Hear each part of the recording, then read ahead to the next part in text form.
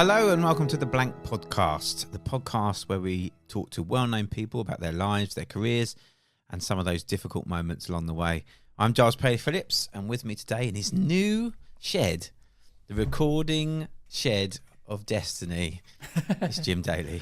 I'm in the shed. I'm finally in the shed, and I'm finally here actually with equipment. I'm slightly worried I might sound a bit echoey. Do I sound? It's not a shed though, okay? is it? We shouldn't call it a shed. It's a recording cabin, or officially it's a cabin. Mm-hmm. But it could be whatever you want it to be. Like it's our office / studio / get away from the toddler space. Yeah. It can be anything. I'm working on soundproofing it, so I have got some soundproofing stuff up. Yes, well, I mean Jim, you've got the ultimate. You need to get yourself block. one of these amazing blank. Wait, hold it up. I'm going to get a photo for Instagram. Beautiful. So for those who don't follow us on social media, I was going to buy some acoustic dampening panels. So people don't know what they are. They're, if you're in a recording room, have some panels to dampen the sound so you don't get so much sort of room sound and echo. Not that my room is particularly echo. It's quite a small room, but I thought, it'd just be nice. I've got a space behind the laptop. I thought I have that, and I can bounce the sound off when I'm talking into the laptop. Anyway, Mrs. Paley-Phillips, who's very, very clever, is a DT teacher and has access to a laser cutter, which is very exciting. And she said, "Well, why don't we I can get a bit of plywood, and you send me the font for blank, and I'll get it cut out with a laser cutter, and we'll make your own customized acoustic dampening panel." It looks amazing. Do you reckon she would make me one for the office? I'm sure she would. That would be amazing. That would be, because I'm trying to brand it with stuff. Because I'm very much influenced by your workspace that you've got there, so I'm trying to brand it with. I've got my YouTube play button. It'd be nice to have a blank thing up here, maybe some Palace stuff, but trying to make it like you have, like a proper little space. Well, I shall send you the link to eBay to get the foam. Amazing. Because it's a specific soundproofing foam, and then ping it over to us, and I will speak. That'd be amazing. Michelle about see if we can get another one done.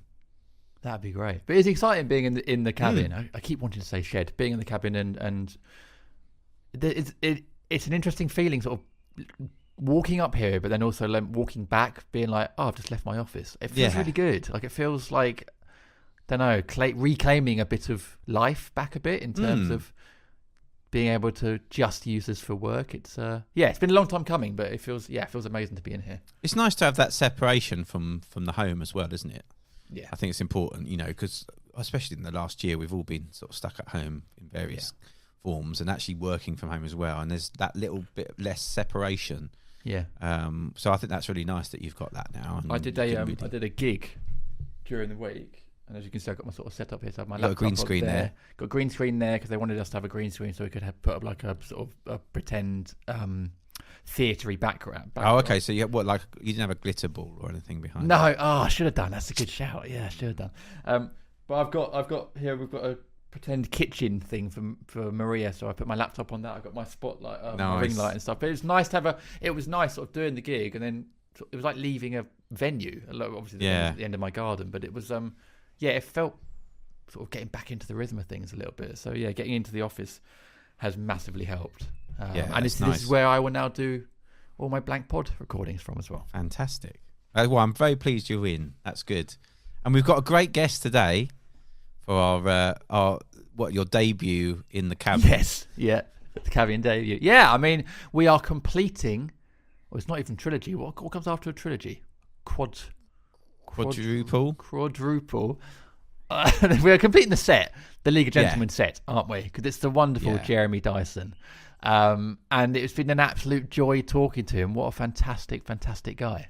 Yeah, I mean, I guess Jeremy's a sort of silent partner to a certain extent because he doesn't perform with the league, but he's a very big part of the writing process and has been working with them for many years. He didn't attend Bretton Hall, but he met those guys through a mutual friend while they were at Bretton Hall, and obviously we've had the other guys on, Steve, Reese and Mark, and they've talked about their time at Bretton Hall.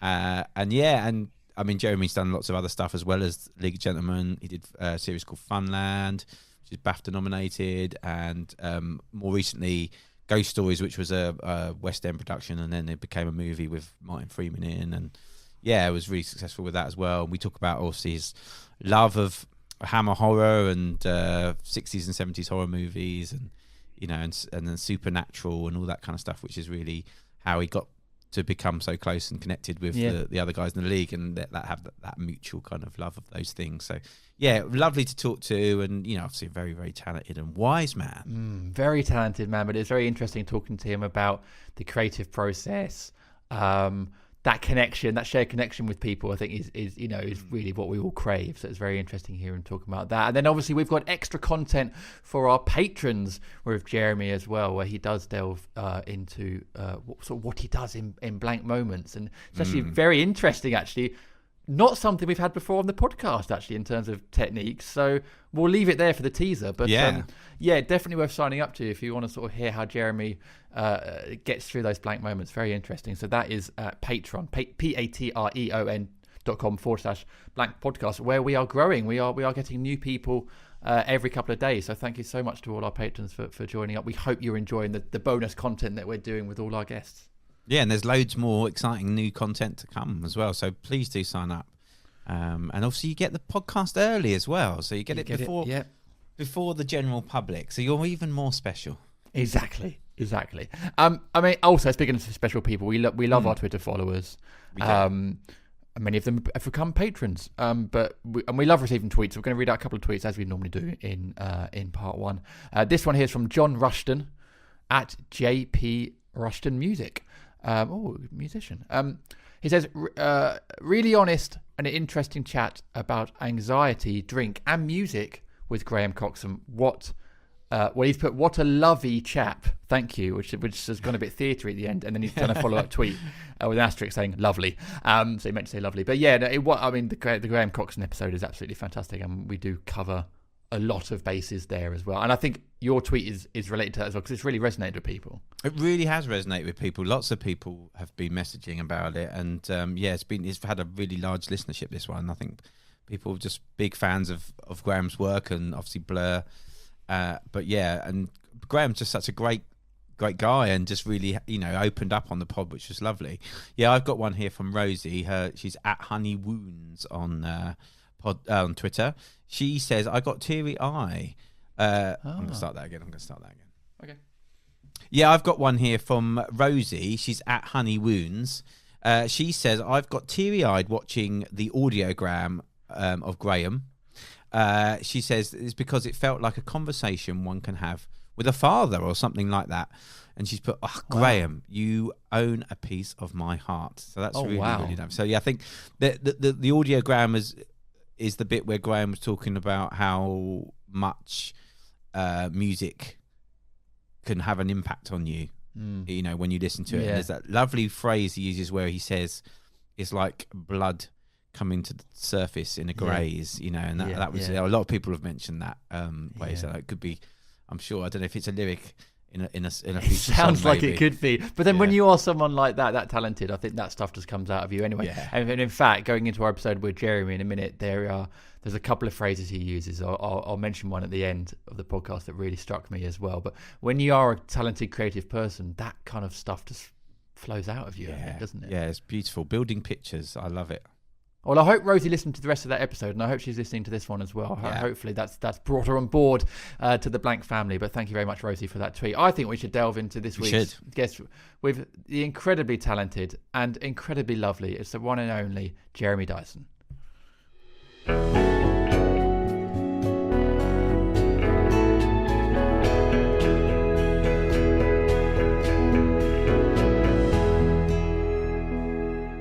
Dive in if that's all right with you, Jeremy. Of course, yes. And how long are we going for, or is there not a? There's not a general sort of time. But if you've got to get off, we won't keep you all day. No, it's fine. I'm sure we'll have run out of things to talk about before. Well, do you know what? It's funny. We never do. It's funny these pods and these episodes. Once you get into it, you can most weeks you can end up going for ages. Well, it's the wonderful thing about the form, isn't it? I mean, I'm not the biggest podcast listener in the world, so it's when something comes to my attention that I someone says, "Oh, you've got to listen to this," and if they say it about 10 times, then I do. You know. It seems to be a great way in now for people, creatives, to put out their own work and it's extraordinary. Experiment with new stuff, Yeah. Oh, we have no idea of the times we're living through. It's like the printing press times 1,000, times 1,000,000. It's astonishing. Do you think if you've been doing the league now, it would be maybe you'd use something like that as a platform to get your work out? Well, we wouldn't be on television, so that's for sure. So we probably wouldn't have any choice but other than do this. Yeah, yes, I think we were always looking to embrace whatever was available to us. So inevitably we would have been. Yeah.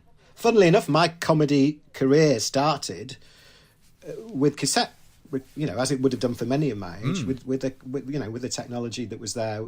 The first writing I ever did, although I didn't think of it as that way at the time, but I label it like that retrospectively, was improvising into a tape recorder with my best friend at the time, Steve Cook.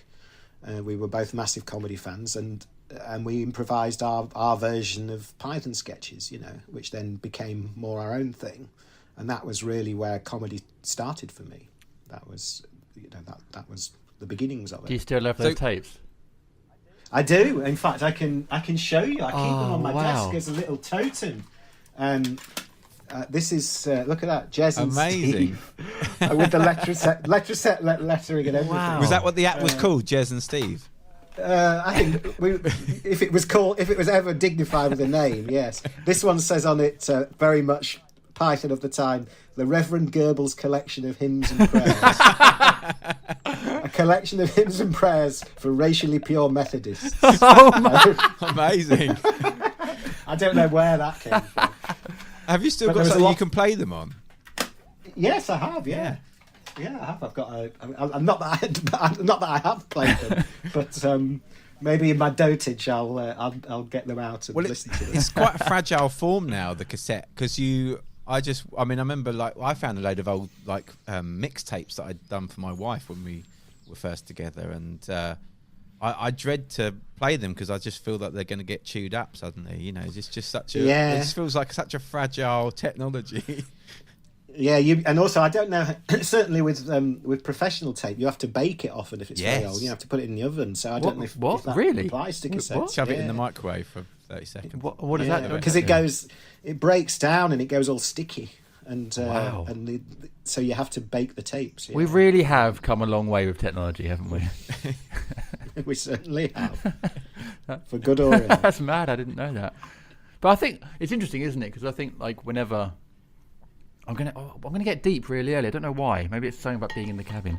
But cabin fever already. Yeah, you've been in there 10 minutes. Mate, I didn't get to bed till 2:30 last night because of work. So yes, it's going to be interesting. What were you doing till 2:30? Well, I went to a football match. So it was the first time we were allowed to go to football matches for a while. But that was in South London, and I live in Buckinghamshire, so a bit of a way. Then I had to come back, edit a podcast that I do after the match, record the podcast, edit the podcast, and then write an article as well, which I stupidly agreed to do. I don't really know why I agreed to do that. So I'm impressed. Yeah, I don't think any of it was very good because I was sort of half asleep at the time, but no one's complained yet.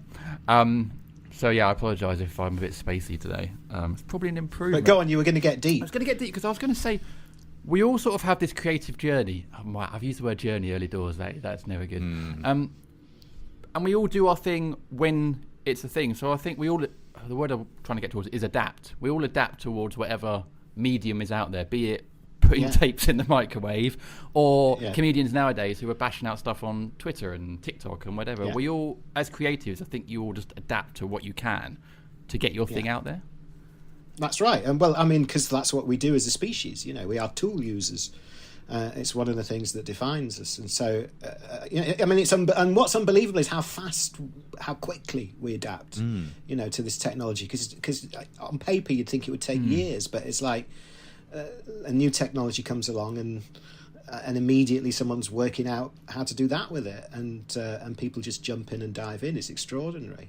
and look how fast these technologies come and go. Look how quickly we went from magic lanterns to silent movies to then on to analog film and now on to digital in periods of time that are just insignificant, little tiny atoms of time. Yeah, the slight worry is that as you get older, I found like I just adapt to the latest technology. Like I've just got on TikTok. I thought I'm going to try doing that. I'm about a year too late because you worry then the next thing comes along, as you say, because we're so quick to move on. So the younger generation are great because they're just there's something about being younger where you're just able to sort of get. Well, they're digital natives, aren't they? That's what they call it now. Digital natives.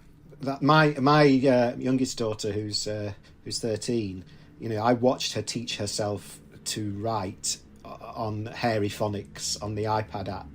I'm watching her like a monkey with moving her finger and working out how it worked. And so that's all she's ever swam in. Yeah.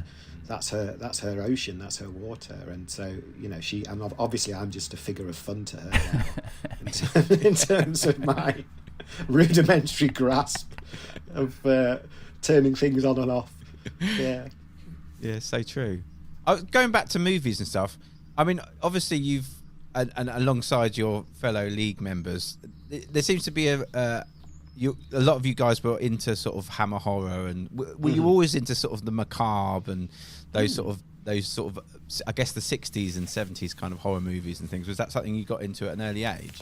Absolutely, yeah. We were. It's one of the things that we bonded over, as we've all spoken of on various occasions. I think that the story that's told is about us all being able to date. And our locations on the same night watching Carry On Screaming when it was screened on BBC One. But yeah, absolutely that was the case. We had a thirst for it that we all understood in each other and still understand in each other. If you're into that stuff, if you're into anything, you seek it out. You've got an antenna for it, and particularly.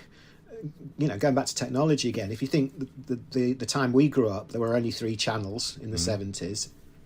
Everything was ephemeral. It was pre-video recorders even when we were little, and so you very quickly got into the habit of scanning the TV listings as they were either in the Radio TV Times or just in the newspaper. And so anything with any connection to the fantastic, be it science fiction or horror, would jump out at you, and and you would be in front of the television when it was on, if you could get in front of the television. And so that was our education.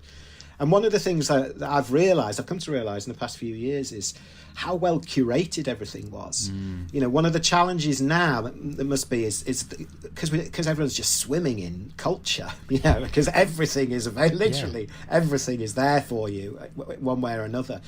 Knowing what to watch, where to start, is a challenge in itself. Whereas everything was very well selected in terms of it was all it was pretty much the best stuff that was put on. So when the BBC Two ran their late night double horror bills, which is where much of our education initially came from, those were all the best horror films. So you had Night of the Demon on, you had all of Val Lewton 1940s black and white horrors, you had the Universal horrors, you had the Hammers.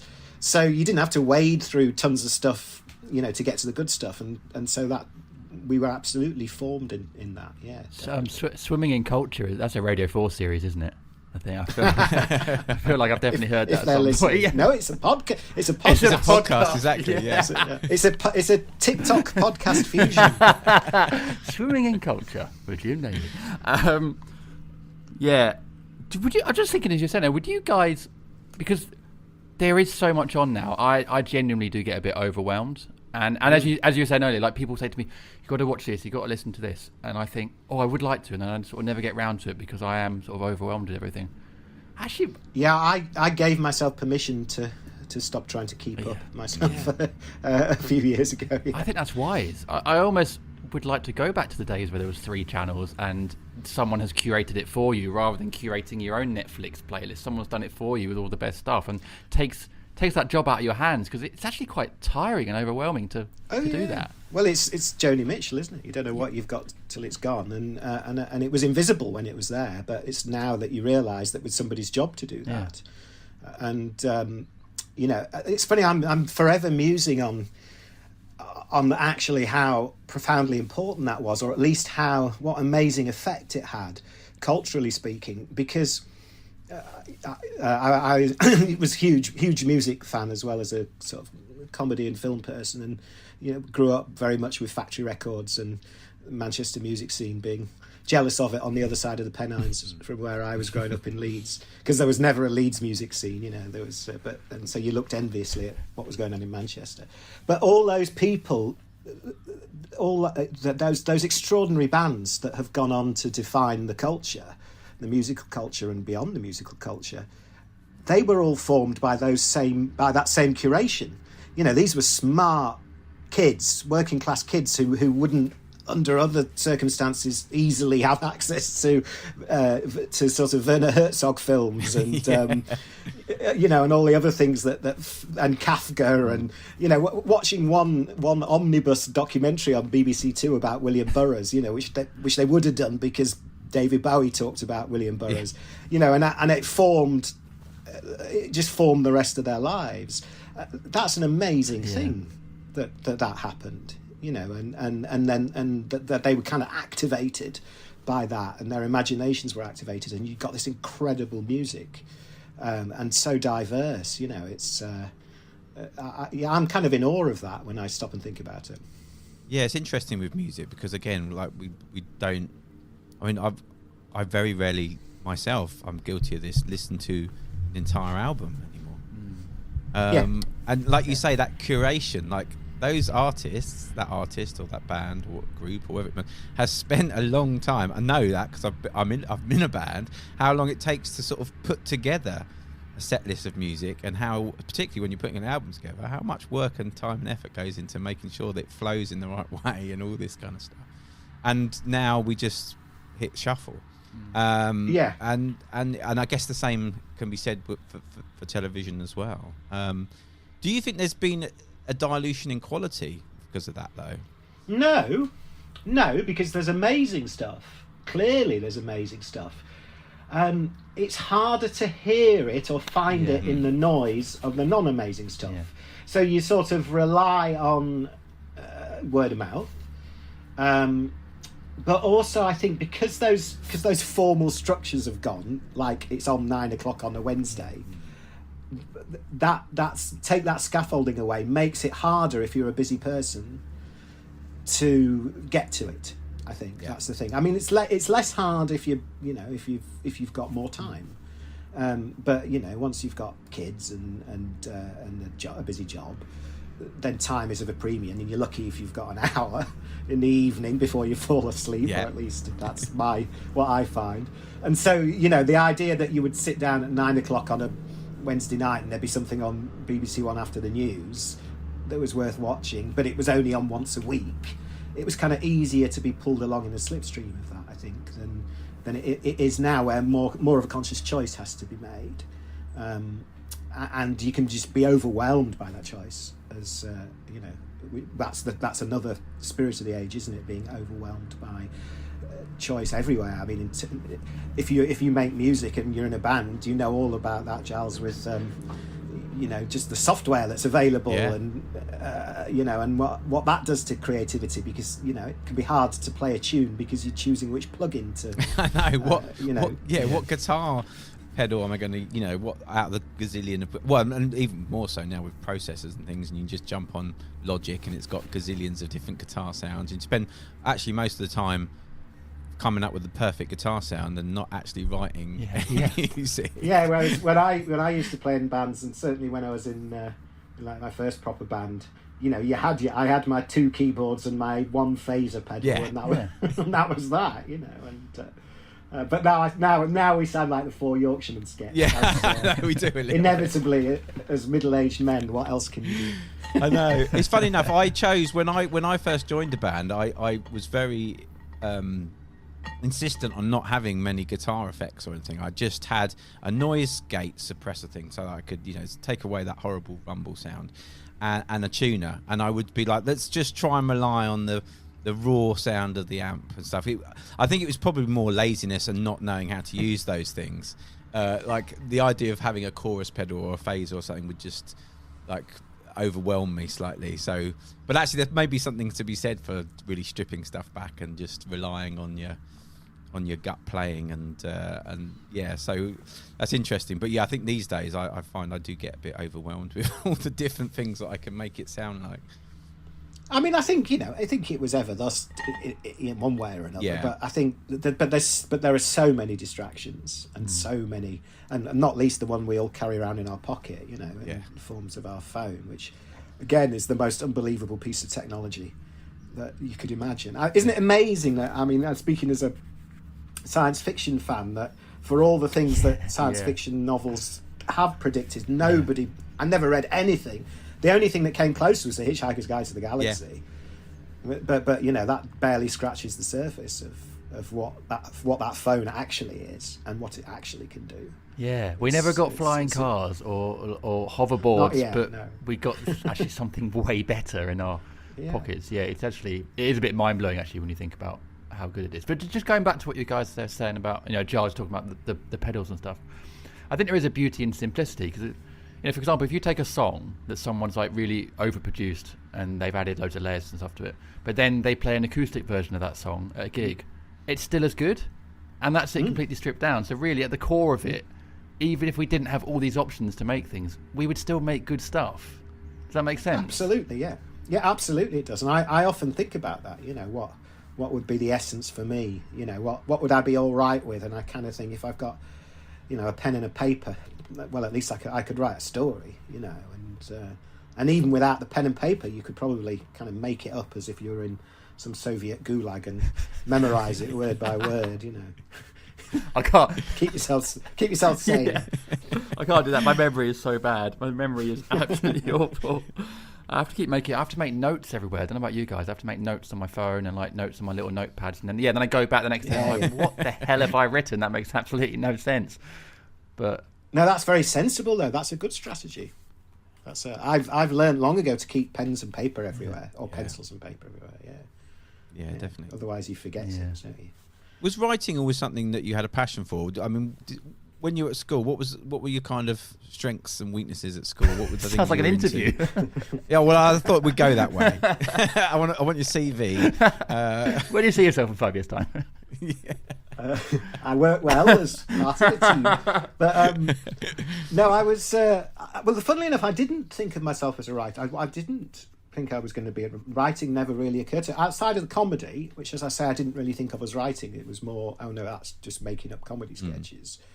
I certainly didn't think of that I was going to write fiction, which I've gone on to do, and or more, I don't know what you call it, serious stuff. But no, I was always interested in film and television. It was film, TV, and music when I was at school. I guess I had a vague idea that I'd go towards television production or being involved in films in some way. I mean, the very first thing I wanted to be was a special effects man. I wanted to do sort of, I loved Ray Harryhausen, stop motion stuff, and I got taken to see 2001 when I was about 7, and that was a formative thing. So I sort of wanted to make model spaceships, and so that was my first passion was movie special effects. And then when I was sort of thinking, well, what could you do that's realistic? Then television. Although we didn't know anyone growing up in Leeds who had anything to do with any aspect of it, so it was, from a parent's point of view, it was a pipe dream kind of thing. I sort of knew that you could go and do film and TV courses. There were a few back then, so that was my vague idea. And then what happened was I went to art college when I left school to do a foundation course with a view to going on to doing a film production course. And then in my final project, which was a hysterically funny, unintentionally hysterically funny installation, where we covered the art lecture theatre in string, exactly the kind of thing you'd do on art foundation courses. As part of that, I'd done a notebook to go with it, so that when they were coming round, when on the exhibition, people could leaf through the notebook to find out why we'd covered the lecture theatre in string. And but in that, I'd kind of written some little short stories, I guess. And I don't know why I'd done that, but I just had. And then loads of people kept coming up to me and saying, oh, that's good. Oh, you should do more of that, which surprised me. And then around the same time, I read a book called, I was very into horror fiction, and it was a book of short stories by Ramsey Campbell, who became a hero of mine after I read that book. It was like that was a proper epiphany. It was like a light bulb going on. I read this book of short stories called Dark Companions, and by the time I got to the end, I thought, that's what I want to do. I want to write stories like that. And immediately I sat down and kind of wrote a copy of one of those stories, sort of my version of it, and kept on doing it. And it was weird. It was like a proper vocational thing, because I was caricatured as being lazy when I was at school. I was not conscientious, and my attention wandered. So the idea of kind of seeing through writing a story, it was not who I thought I was. But I kept doing it. I kept, quite diligently writing these stories. I used to read them out to friends. So Andy Nyman, for example, who I was friends with back then, would come up and stay, and I would read him a story that I'd written. Wow. In a very unself-conscious. It sort of sounds quite pretentious, but it wasn't. It was just, I don't know. I didn't even think about it. I just thought, I've written a story. I'll read it out. And I used to do it to friends at university, and it became quite a regular thing.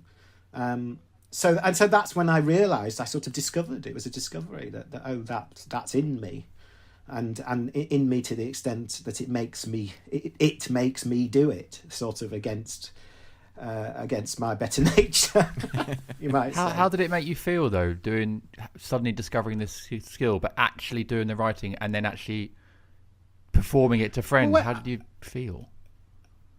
It was a good feeling, it was something that I was proud of. At the same time, I was playing in the band in Flowers for Agatha, and actually that was the thing that looked like most likely to go, because we sort of had started getting radio airplay, and it was beginning to, you thought, something's going to come of that. So this was very much a sideline. It wasn't like something that I thought was going to be. It was more of a hobby, I guess, maybe. But at the same time, I was thinking about it seriously enough, because I would fantasize then about, I was very into Clive Barker at the time, so he was a bit of a hero then, and I sort of would probably fantasize about doing my version of the Books of Blood or something, and so it was serious enough for me to stick with it, and it began to form across those years when I was after, because I ended up not going to do film and TV production. I did philosophy instead. Another mysterious choice that I can't quite understand, but then ended up making sense retrospectively. It's sort of it didn't come together for me until the third year, and then I got it in the third year and absolutely loved it. And it's sort of, that's another interest that's still with me, really. Yeah, it's just very interesting, isn't it, that you can sort of head in one direction or plan to head in one direction, and yet, oh God, I'm getting deep again. Life sort of, what am I talking about? Life sort of has these little things. Like I don't believe in like fate and stuff like that, but like it's like what is meant for you will kind of come into your sphere at some point. You must, yeah. There really are larger forces involved. There are, and I'm not speaking in a religious way necessarily. I'm just saying that we're all kind of embedded in something bigger, and we're also all only conscious of a very small proportion of who we are. Again, nothing mysterious about that. You speak to a friend and ask them to describe your 4 worst points, and if they're a good and honest friend, they'll tell you, and you'll have no idea about 3 of them. And which is to demonstrate how we're just not conscious of, what the little bit that we live in is not all of who we are, and that bigger bit which we're not conscious of has a lot to say in what we do, and I guess that's what was going on there for me in terms of the writing, and that's why these things often are a discovery, or they seem to come from outside of you, in terms of opportunity. An example of that with the League is my involvement with this group of people came because when I was at university, my great friend Gordon, who I'd been at school with, who was my big music friend, he had discovered, again, had no inkling of it at school, but he had discovered a yen and an ability for drama. And because he'd failed one of his A-levels, and he went and did drama A-level as an extra top-up, when we left sixth form, and then discovered he was brilliant. He was a really brilliant actor and director. And it was a similar kind of thing. It was such a shock to him. He'd never had any involvement with any kind of school plays or anything like that. Anyway, he then went to Bretton Hall after he'd done that A-level, which was down the road from us in Leeds, to go and do a drama degree. And he, in his first week there, had met Mark Gatiss, and he rang me immediately and said, "Oh, I've met this guy. You've got to meet him. He's just like you, and he's interested in all the same things as you, all the same weird things." is what he meant. There's another you. There's another you in the universe. But of course, if anybody tells you that, you tend to bristle, because nobody likes being pigeonholed in that way. And so I sort of resisted meeting Mark, but Gordon was insistent. He was like a dog with a bone, and he kind of set up a blind date, that Christmas, and he'd invited Mark to stay with him in Leeds, and I think it was New Year's Eve, and invited me, and that's when I met Mark. Yeah, so.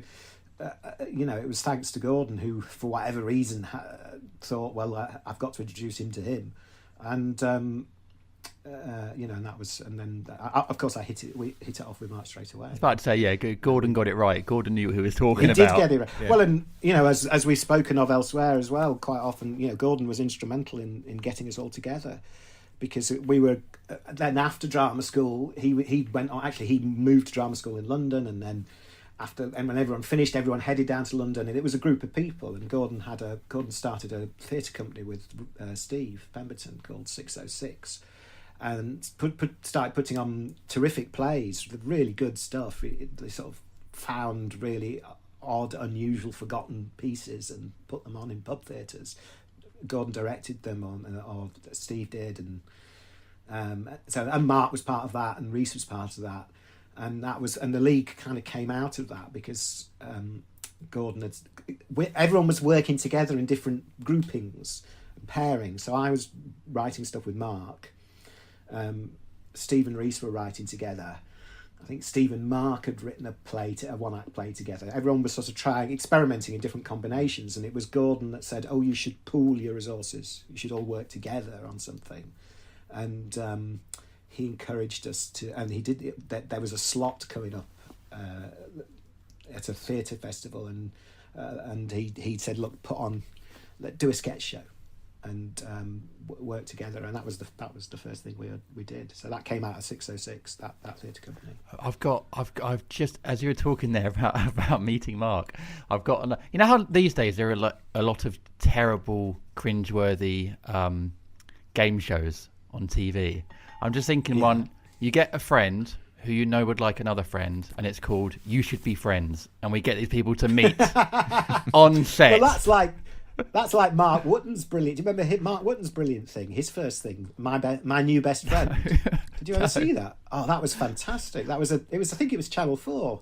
It was about 15 years ago, and Mark would come up with a character, but it was a reality show where he would pretend to be someone else's best friend, and if they could go along with it for a period of time, they would win a substantial amount of money. And he would be a monster. Yeah. Mark, I can imagine Mark being like these horrible, large and you know how fearless he is when he goes into that mode, and same as Sacha Baron Cohen. It's that same kind of thing, isn't it? Of disappearing into a character and just going for it, and I mean, some of those they were brilliant. Oh, that sounds great. But it's just like your pitch, except you're saying it for I think we often if we've met someone that we really get on with, we want our other friends to get to know them and all be friends together. I think that's quite I often do that if I've there's new people I really kind of click with, and you just think, I really want my other friends to be friends with him. Like you say, sometimes the other friend... It doesn't always work. No, because the other friend, like you say, the other friend's like, not sure about this new person in your life. But yeah, so it doesn't always work. No, you're right. It's so. I mean, obviously, it's so great that it did in that. In your case, were you still doing the band stuff at that time as well? Though, were you still playing with? I was in another band. Oh, okay. So I called Rudolph Rocker, who actually ended up having an overlap with the League in that we did Les McQueen's music. So we did. Oh, really? Voodoo Lady was actually a Rudolph Rocker. Is it? I never knew that. That's amazing. That me and Mark then wrote the words for because it was an instrumental. It was a Rudolph Rocker instrumental. So yes, and actually it was one of those things where again we were starting to have some success with Rudolph Rocker because John Peel, bless him, was a fan. Wow! And so the first album, he did that wonderful thing where he played the whole album over a week. Amazing! He played like 2 tracks a night or something, and. But then sadly when we did the second album he died just before the second album came out, so which was a tragedy all round, of course. But so yes, the band was running, but of course I had to make a choice once the League started coming fully to life, which was difficult because I loved the music, but it was a head and heart thing, but but my heart was in both as well. Yeah. But in the end, the League had such a pull that it wasn't even really a choice. It was well, I have to go this way. So, and that's what I did. Yeah. But we still, Rudolph Rocker wise, they did a third album without me, which was gorgeous, and they still and we still come together intermittently as elderly men. That's a great name for a band. It is a good name for a band. Rudolph Rocker was he was a political figure. He was one of the. You have to look him up, yeah. But that Mark, the singer, he's now an academic. He's a senior lecturer at Bradford University in art history, and he's a very learned man. So it's full of the band was full of great jokes like that. Things that sounded silly that were actually amazing, deeply political. I'm going to Google. It was working on lots of levels then. Yeah, and yeah. I mean, a lot of that. I think it's like you go on YouTube and search up Rudolph Rocker. There'll be some music there. There's even Flowers for Agatha for those, if anyone is that curious. Wow, amazing. Flowers for Agatha can be found on Rudolph Rocker. I mean, on YouTube as well. Do you still write and play a little bit though? Just for fun. Yeah. And on my own, I have a hobby. If I grab an hour or a couple of hours of free time on a Saturday, it will be noodling with my keyboards. Yeah. And I have a fantasy one day about, Well, I say that I still do. So when we were doing Ghost Stories, the film, I actually did do a little bit of sound design. So I was able to bring some of that into it because it was very actually ended up being useful when we were in the edit and we needed to throw soundscapes and sound effects together quickly. I could do that because I'm versed enough in the music software to be able to. Generate such things, and that was really useful actually. Just doing temporary soundtracks and stuff, and some of that and the odd bit did end up in the finished film underneath a professional, buried beneath it. Yeah, but it's nice to add those touches as well, though. I think and to bring another thing to the party. I think that's great. Is that something you'd like to do more of? Do you think?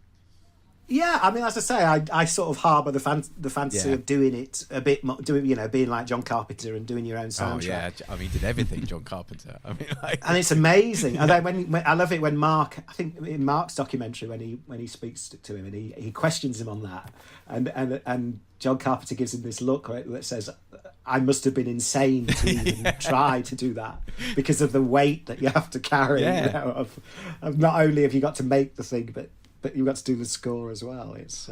I think Robert Rodriguez does that as well. He scores and cuts and produces, does the whole thing. I think that's just such an undertaking, isn't it? There's a few that do it. There's the guy that did The Others, the Spanish director whose name I can't remember. Pedro Almodovar, is it? No, it's Alessandra someone or other. Anyway, he does his own scores, and Mike Figgis, British director, he used to do his own scores, I believe, more jazz inflected. So yeah, there are some people that are able to do it. That's an interesting quote, being a bit insane, because I think as creatives, I think we're all a little bit insane because we've chosen this completely uncertain, weird Yeah. path. It'd be a lot for punishment. Yeah, it would be a lot easier just to be like, I'm just going to do like a 9 to 5, which obviously I think about every day. But I think there is a little bit of sort of loose wiring upstairs that makes us want to do what we do. Yeah, well, I think it's not a want, is it? It's a need, Yeah. I guess, in the sense of otherwise, because you wouldn't really choose it in that sense.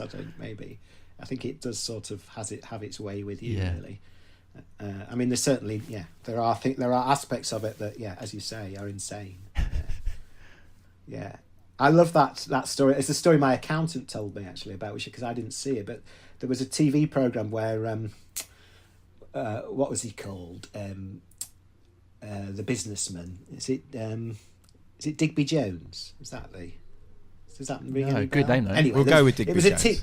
It was a TV show with a businessman where he would go into businesses, and he was like a top successful businessman. And he would go. It's a bit like Ramsay's Kitchen Nightmares. Oh, okay, He'd go into a failing business and then turn it round. And there was one episode where he went into a TV production company, and at the end of it, he just looked at them and said, "You're all insane. This isn't a business." And that's about right. Yeah, because you can't predict anything. Yeah. You can't think about what you do in those terms. Well, my theory anyway is that anyone that puts themselves forward as a business person or expert in business is a complete bullshitter anyway. There's no such thing. I refuse to believe business is a thing. It seems like complete bollocks, and they're all just chances. And maybe I should try it, because maybe I'll actually succeed in that world. I don't know, but I refuse to believe that business is a thing. I have a fantasy about it where I sometimes pretend I'm running a business, and I buy these books. I've got a few on the shelf. I look up there. There's Little Book of Business Wisdom is one. And books about management, and I'll kind of the idea that maybe there's a strategy for sort of doing what one does, or there's a more business-like way of going about it. I think being a businessman is just putting on a suit and telling people what to do. I don't actually think you need any qualifications or even know anything. I think it's a look. It's a state of mind. It's a mood. It's not actually a skill. I've probably just alienated a lot of business people. I apologise. Yeah. What about all your businessmen? I know. I'm sure we the got first class carriages. That's half the listenership gone. Yeah, when they're first class on Virgin Airways while they're listening or something. Yeah, I don't know. It's just, but I know this is because I know that I am, and it's taken me a while to realise that I am a creative person. So that is not a world that I'm plugged into. It's not my thing, and that's fine. I am a creative person who does what I do, whatever that is. But yeah, and you need to embrace who you are. You've got to. There's that great quote from Dolly Parton, isn't there? Find out who you are and do it on purpose. That's a good quote. Yeah, which is as good a thing as any. I mean, that's one of the things I've kind of learned from Mark Stephen Rees as well, or had confirmed by them. Because they're all, each of them, exemplary at doing that. In particular in the post-league careers, they've just gone after. They just do what they do. Yeah, it takes confidence, though, doesn't it? I think it takes a sort of combination of sort of resilience and confidence and sort of bloody mindedness to crack on, because it's not always plain sailing. It can be really difficult. It's never. I was being quite generous to myself there. No, it's not. Even the good times are tough, because you're worrying this is going to end soon at some point. This isn't going to get recommissioned or whatever. And so you're right. It's constantly tough. But I think if you're someone that's still doing it, and you maybe feel like maybe you lack a bit of self-confidence, well, you have it because you're still there doing it to some degree, even if it doesn't feel like you do. Yeah, that's probably true. You've got to be standing on something solid to get you that far, or else, yes, you would be doing something else by now. I think that's probably true. Yeah. What were those early days of doing the league stuff? Because you were performing then as well with them. Only in that very first show, actually. It was so clear to me at the end of that first show that the sort of stage side of it was the three of them, because I wasn't an actor or performer in that way. And whilst I enjoyed the fun of being on stage and the tinsel of it, it wasn't what I was interested in. And so it was a straightforward thing to think, okay, well, no, I can see that this is them, and then you know, and then we write it together, and then and then once it, because my interest was in production and making stuff, then once we started doing the TV shows, you know, I very naturally drifted into, well, not even drifted, but kind of got pulled into that side of it. So it actually, that was very useful, because it meant that there was one of us embedded in production, and you know, liaising between front stage and backstage. But in terms of the early days of it, you know, and those early shows, it was very exciting. It was as you would imagine. I mean, it was, you know, it was all the other things as well of the before you were noticed. There was all the frustration that went with not being noticed, and you know, and all the doubts of that. I mean, I can remember, for example, of that was, we were one Christmas, whenever it was, probably in '95 or something. There was Paul Calf's Video Diary was on. Oh yeah. Steve Coogan's the first Paul Calf one, and I remember Mark ringing me and saying, "That's it, we've missed the boat." Because it was sort of everything that we wanted to do, or it was certainly an aspect of everything that we wanted to do. It was that fusion of drama, that sort of Mike Leigh inspired fusion of naturalistic drama and absurd comedy, full of detail, and that was the template that we had. And so, you know, that sort of thing was happening a lot, thinking that you were going to be left behind, or that you would lose your shot at it. But then Rhys always says to me, there was something I said to him which I don't remember as well as he does, of an early show when we were sat on the beach in Brighton. We did a show at the Comeda in Brighton, and me and him were sat on the beach together, and I apparently said to him, the only thing that can stop us is us. In other words, if we decided to give up, you know, if we kind of lost faith in ourselves, because if we keep going, we will get somewhere, because it's good, you know. And I could certainly look at what the three of them were doing as performers, and, you know, and see, it was easy for me to see how good they were, and you know, regardless of aside from what my contribution. And so you know, so yeah, the thing is, you always get both aspects bound up together, and nothing's changed. It's still like that now with everything I do. You know, you get the excitement and you get the doubt, and that combination, you can't have one without the other, I think. But that's also what keeps it interesting. You know, you can't possibly get bored with it because of that. Yeah. It's true. It's very true. Well, we've said this before, haven't we? I think, Giles, in the pod, that it's sort of like, if you give up. I'm not sure where I'm going with this. Go on, say it. Say the thought. You can always edit it out. We don't edit anything, unfortunately. No. We leave all the. Well, you're having a blank moment. All the rubbish thing in. Well, it's just as you were sort of saying that quote that you sort of said but had half forgotten. It resonates with me massively, because I feel the exact same way. Yeah, there are so many frustrations to doing what we do, and there are so many moments where you think, I'm just going to give up. I can't be bothered anymore.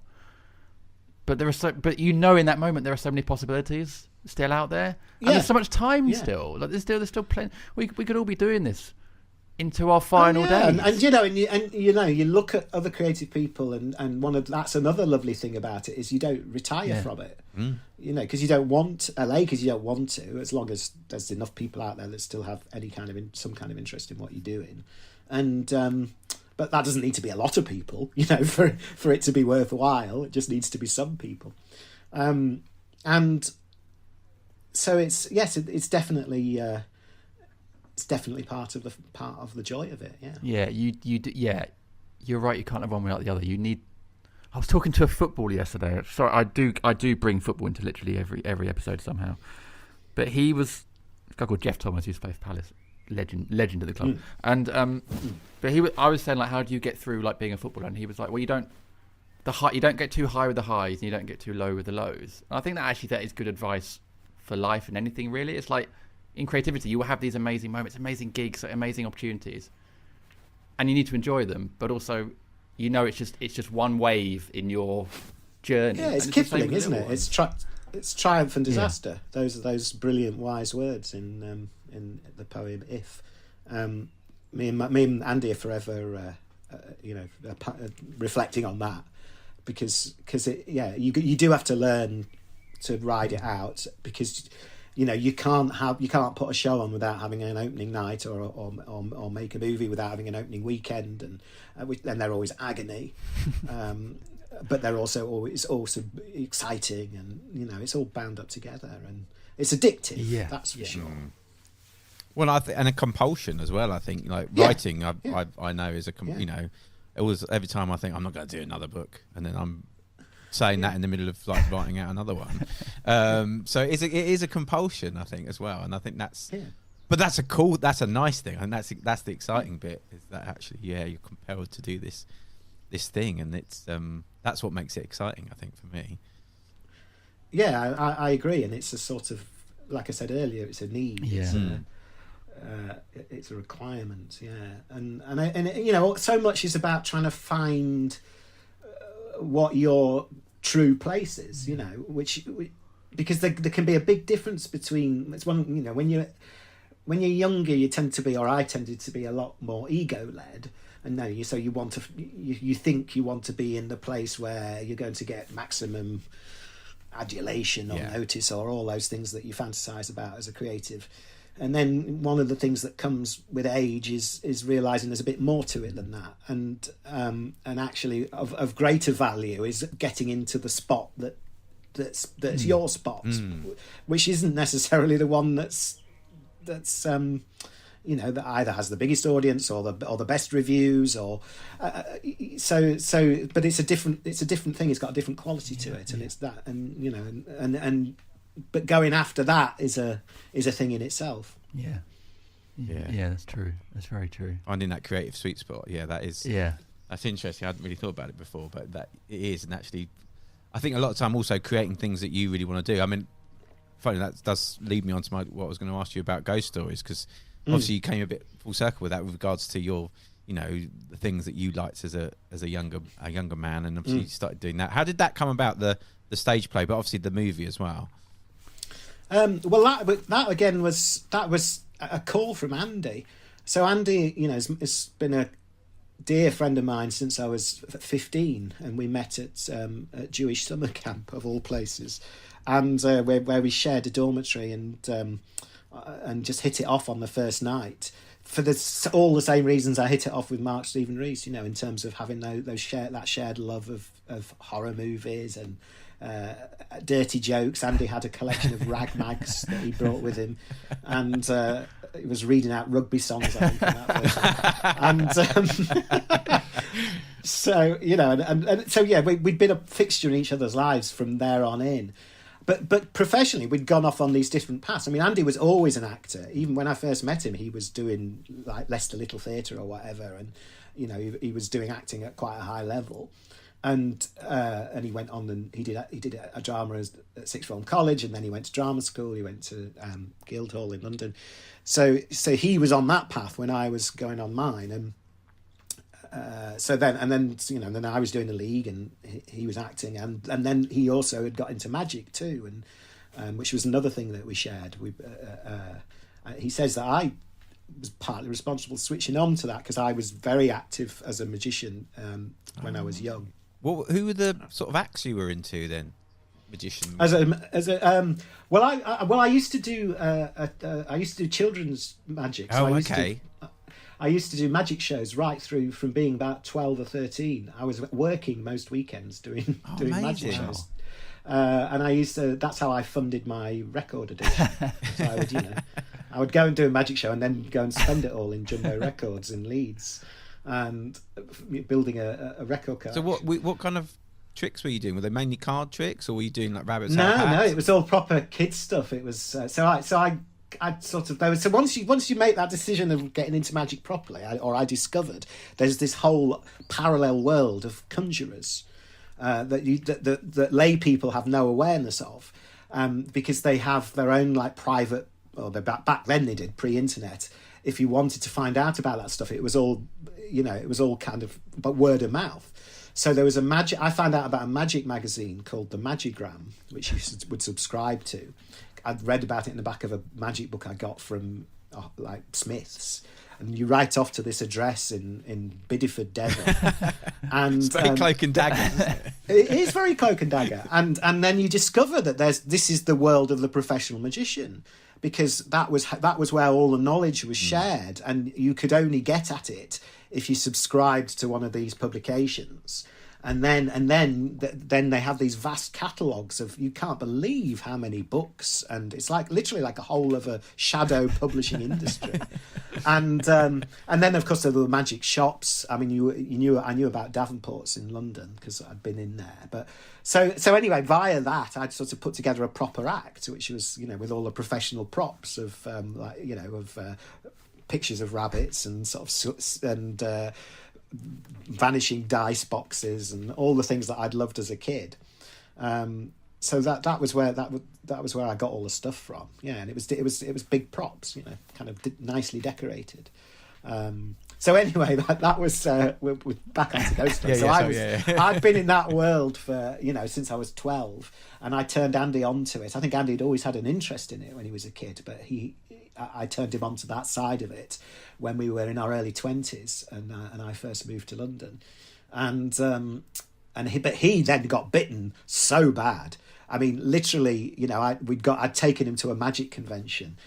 Within a year, he was doing his own act. Wow. I went to see him in Greece.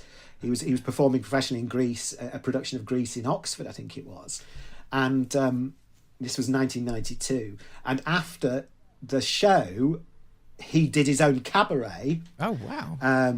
Doing the most professional magic act you've ever seen, kind of comedy mind reading. It was brilliant, and it was like that was within the space of about 18 months, going from nothing to, and very quickly, he then got into the world of London magic. He joined the Magic Circle. He was in that. He was like right at the top of that world, and. And then of course he got involved with Derren Brown, and he was hyper instrumental in all of Derren's work on TV in the first phase of that, and then directing. He still directs Derren's live shows. So that there was all that history, and he'd been doing that and doing his acting career as well. I've been doing the League and whatever else I've been doing Funland and various other things post League, Armstrong and Miller, and he rang me out of the blue and said, I had this idea. He said, I was walking past, I've been to see the Vagina monologues. And which, for those that don't know, is a play. It's three women kind of sat on chairs talking about their lady parts. And he said it's such a great model. He said, because it costs nothing to stage. Yeah. They don't even have to learn the lines because they read it out of a file folder, and so you can put anyone you want in it. He said, and I thought, and then he said, and the other thought I'd had, I was walking through the West End past the Woman in Black and thinking, why is there only one scary show on in all of the West End? It's crazy, particularly because the Woman in Black is such a hit, and has been running for 30 years or whatever.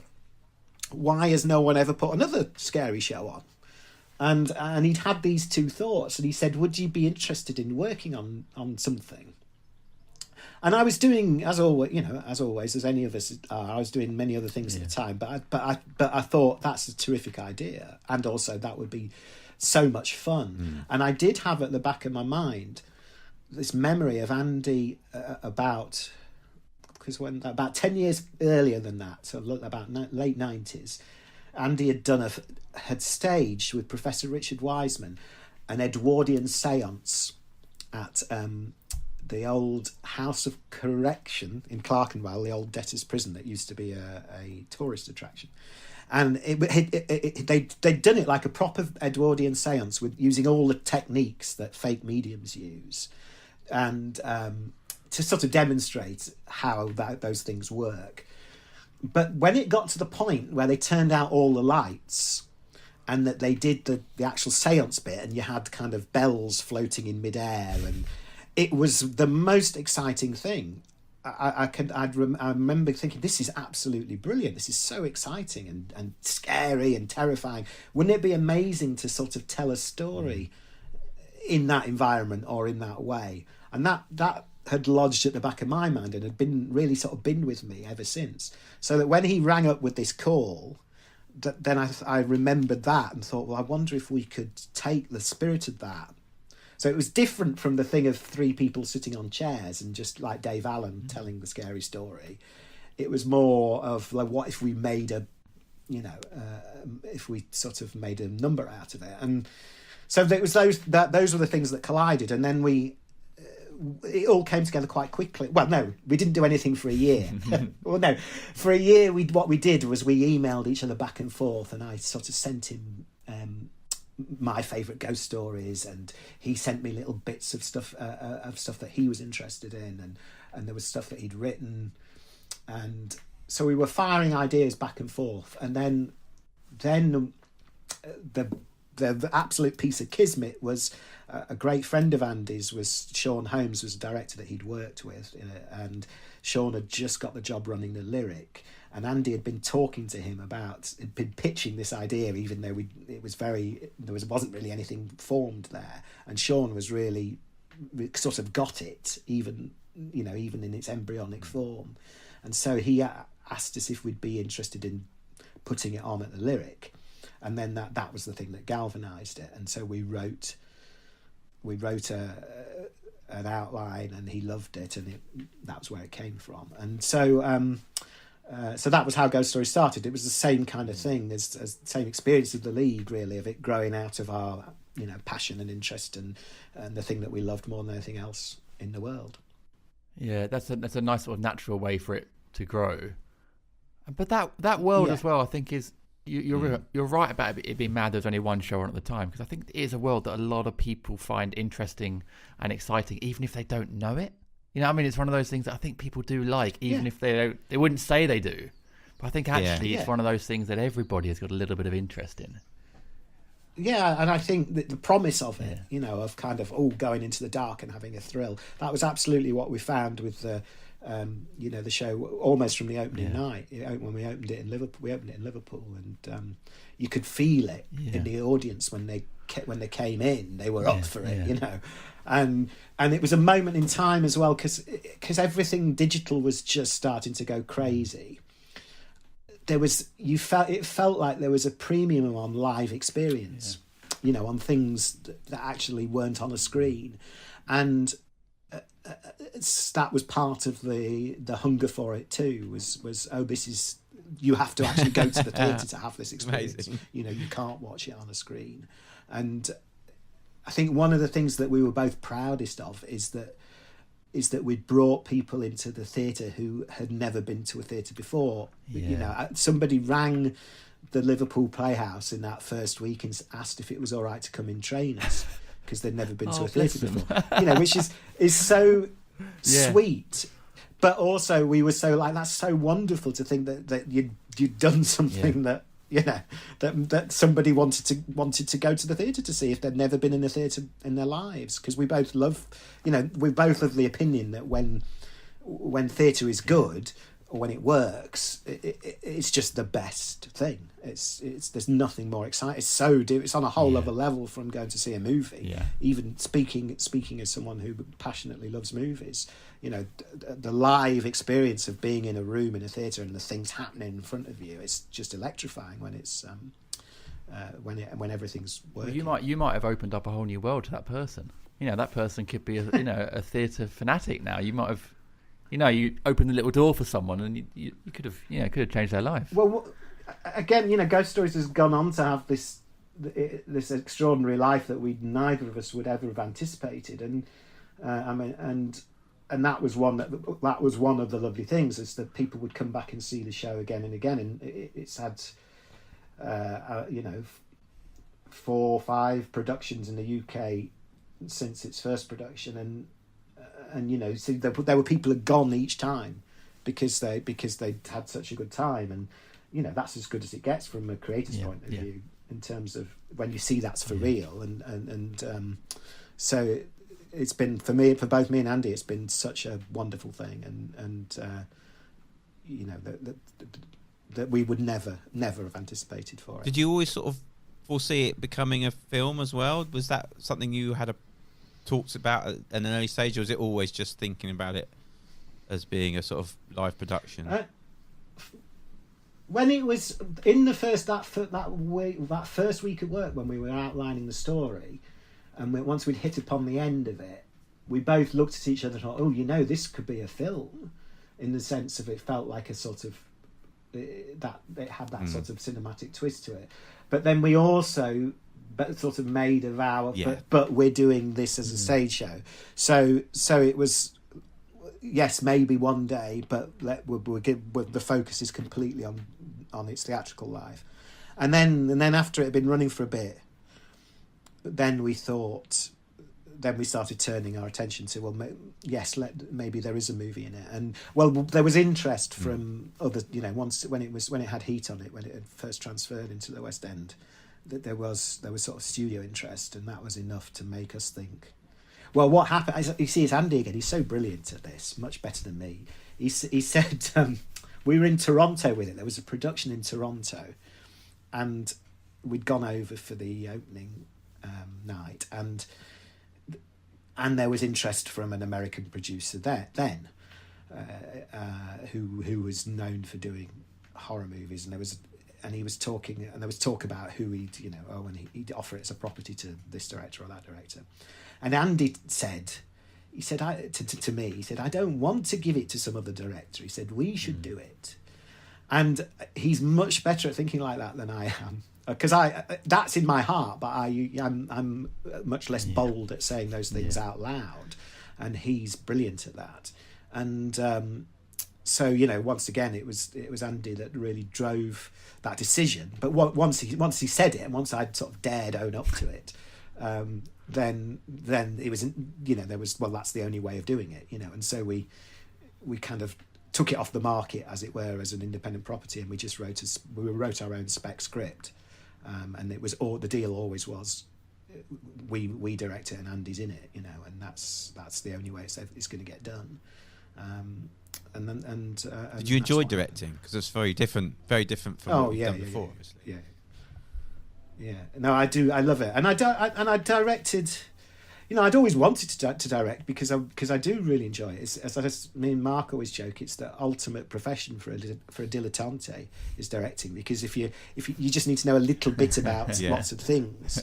So, you know, I know a little bit about music, and I know a little bit about photography, and, you know, a little bit about sound, etc., and it's the one job where that's actually quite useful, and so, and it's intoxicating as well, because, you know, if you're creative, because you get to look at actors, and you get to spend time with a composer, and you're talking to a photographer and a designer, and, you know, so if you enjoy the company of creative people, it's just the best thing. So yes, I always had the interest, and then I did Psycho Bitches, the TV series for Sky. I did 2 series of that as director, and that was like having film school for 2 years doing that, because it was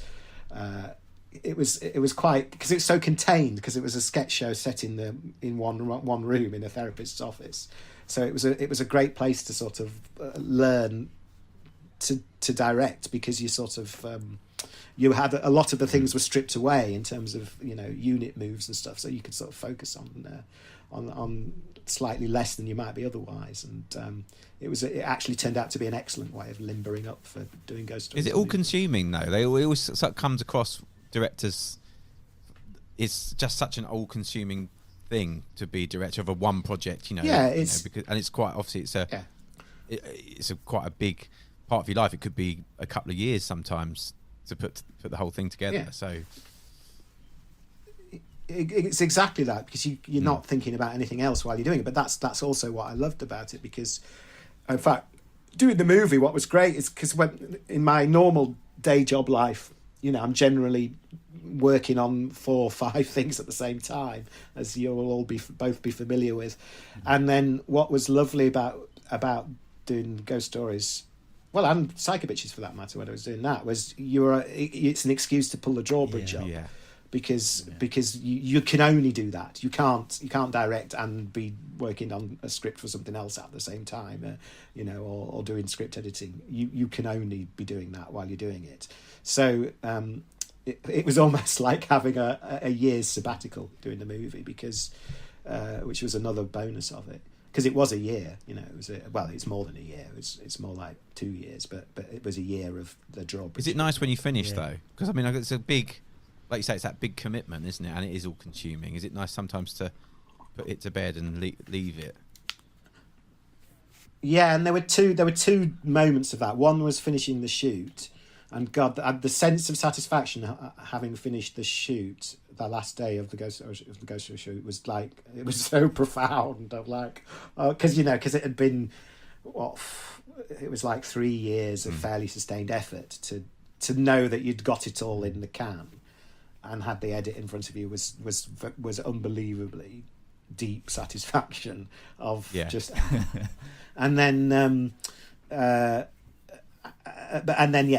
final signing off of the DCP of the when you have to review your the thing that goes out to cinemas, the digital file. Once upon a time, it would have been a film print, but now it's a digital thing. Yeah, that's because that was very drawn out, the back end of it. So yes, to think right, it's done was a different kind of satisfaction. Jeremy, it's been amazing talking to you. Thank you so much. I do have a final question, if that's okay. And you sort of alluded to it earlier, actually, and while researching, noticed you have said it publicly about that you're not an actor. Your comedy chops are not there. But do you harbour any, or have harboured any desires to give that a crack and really, because you're still a creative person, so that stuff is probably still in there, but have you ever? Well, it's funny because I ponder it, because of course I'm in a position now where if I could write a part for myself if I wanted, and it's something that I've never done, so I can only assume. I don't think I'm in denial about anything. I can only assume it's in the same way that voice called to me to write those horror stories and ghost stories and read them out loud. I can only assume it's not really a component of who I am. And I've often thought, what if someone asked me to be in something like they asked David Cronenberg, to be in Nightbreed, would I do that? That's quite a weird film as well, isn't it? But it's a very strange film. Although David Cronenberg's very good at it, but. But I've never. I'd see what would happen. I'd be open to if that ever arose. But I don't think it's not on my bucket list. No, and it's. I think the thing. All those things from the outside that seem unpleasant, that as they do with writing, that end up being part of the compulsion for those that do it. So learning your lines, that all the anxiety that goes with that, sort of displaying creating in public in that way. I think those all seem like unpleasant things to me. The stress of it, and I haven't got that thing that overcomes that, whatever that is. So and I must have worked that out very early on in being on stage with the three of them, that compulsion element of it, and of course the skill. It's in the same way that I don't desire to get on a football field and fantasize about scoring goals. That's all I do. That is all I think about every day. But I guess it's good to be open, isn't it? It's good to be open to things. And I'm definitely always open to things, and some of my best things have come from someone ringing up with a phone call, like Andy, with ghost stories. So I'm always open, and because there's something very, it keeps you alive. It's very refreshing, isn't it, to do new things. Well, Jeremy, it's been such a pleasure to talk to you. Thank you so much. A pleasure to talk to you and to be to be asked to do it. So, well, you're the final corner of the league bingo that we've been playing on this podcast. So what's the prize? We haven't worked that out yet. But it's honestly, it's a real pleasure to talk to you. Big fan of your work. Loved Ghost Stories, the movie. I thought it was brilliant. So I'm hoping that will be more that's lovely. more from you in that respect. Well, we have a new one in the works, so can't watch wait. this space. Brilliant. All right. Thank you so much. All the best, guys.